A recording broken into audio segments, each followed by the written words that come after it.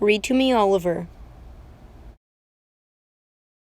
Alright, hey guys, it's Oliver, and today I'm going to be reading Mike Mulligan and His Steam Shovel by Virginia Lee Burton.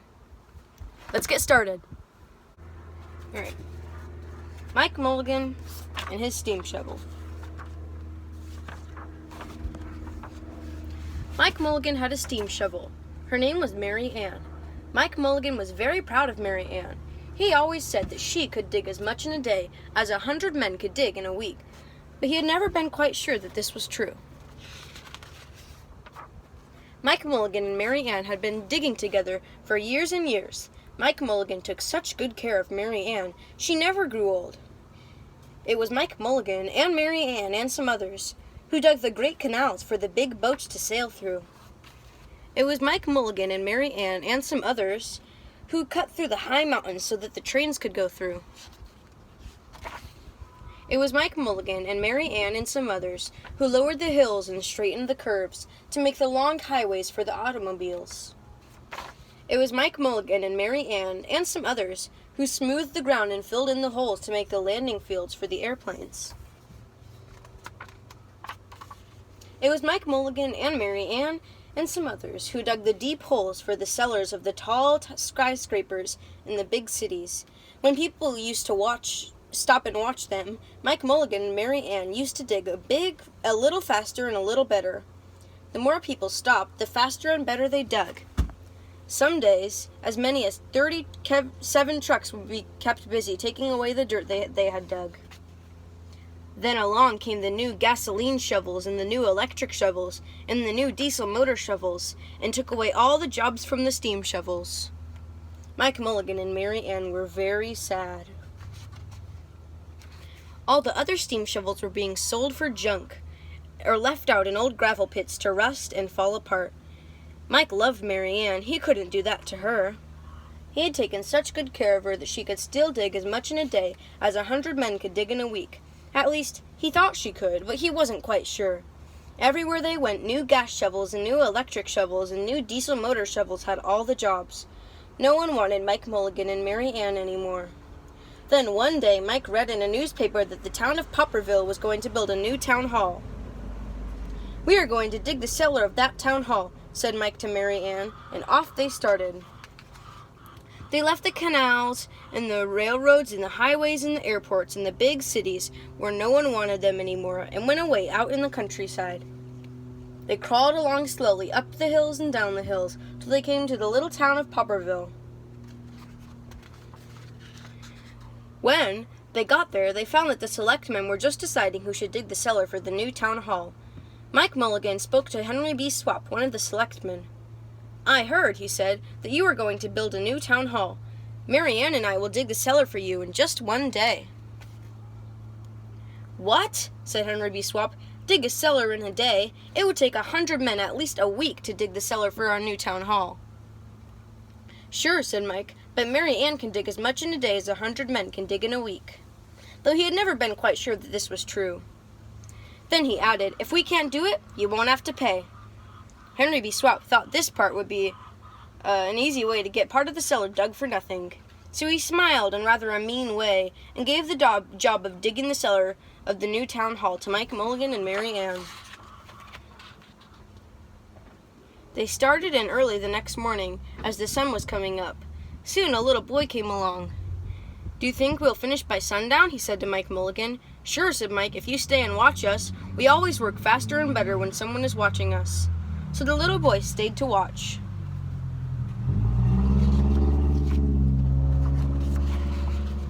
Then Mrs. McGillicuddy, Henry B. Swap, and the town constable came over to see what was happening, and they stayed to watch.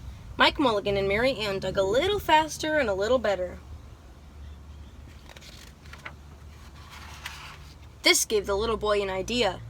He ran off and told the postman with the morning mail, the telegraph boy on his bicycle, the milkman with his cart and horse, and the doctor on his way home, and the farmer and his family coming into town for the day. They all stopped and stayed to watch. That made Mike Mulligan and Mary Ann dig a little faster and a little better. They finished the first corner neat and square. But the sun was getting higher. Clang, clang, clang! The fire department arrived. They had seen the smoke and thought it was a fire. Then the little boy said, "Why don't you stay and watch?" So the fire department of Popperville stayed to watch Mike Mulligan and Mary Ann.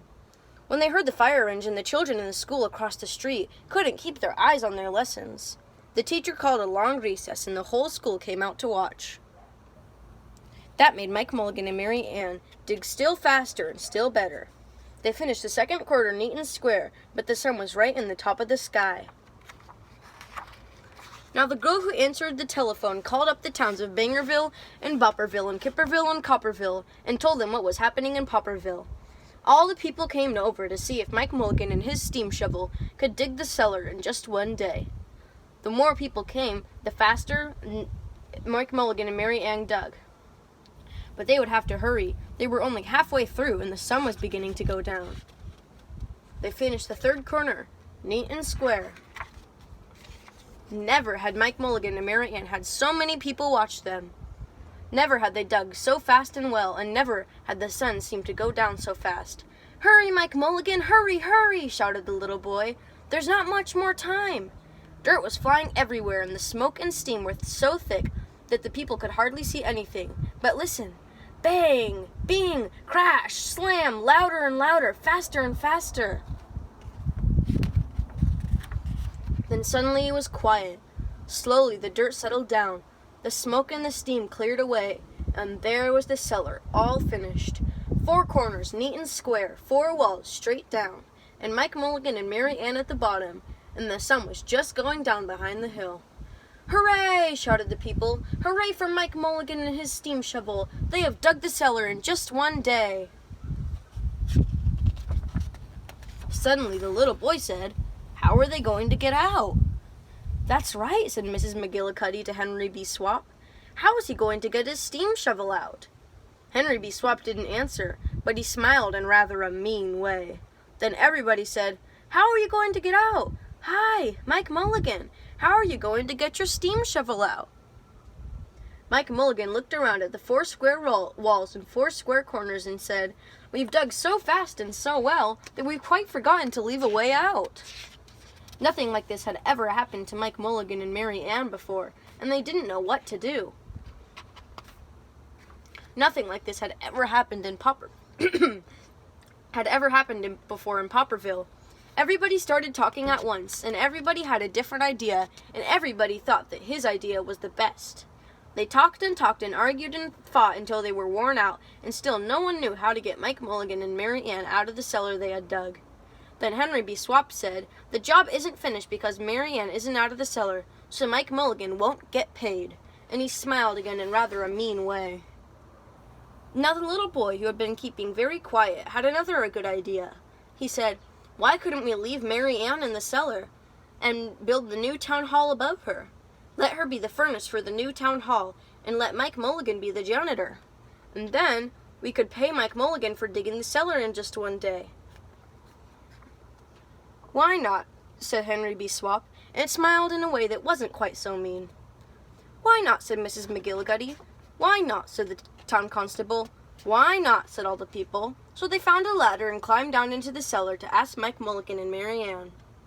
"Why not?" said Mike Mulligan. So it was decided, and everybody was happy. They built the new town hall right over Mike Mulligan and Mary Ann, and it was finished before winter. Every day the little boy goes over to see Mike Mulligan and Mary Ann, and Mrs. McGillicuddy takes him nice hot apple pies. As for Henry B. Swap, he spends most of his time in the cellar of the new town hall listening to the stories that Mike Mulligan has to tell, and smiling in a way that isn't mean at all. Now when you go to Popperville, be sure to go down in the cellar of the new town hall, and there they'll be, Mike Mulligan and Mary Ann, Mike in his rocking chair smoking his pipe, and Mary Ann beside him, warming up the meetings in the new town hall.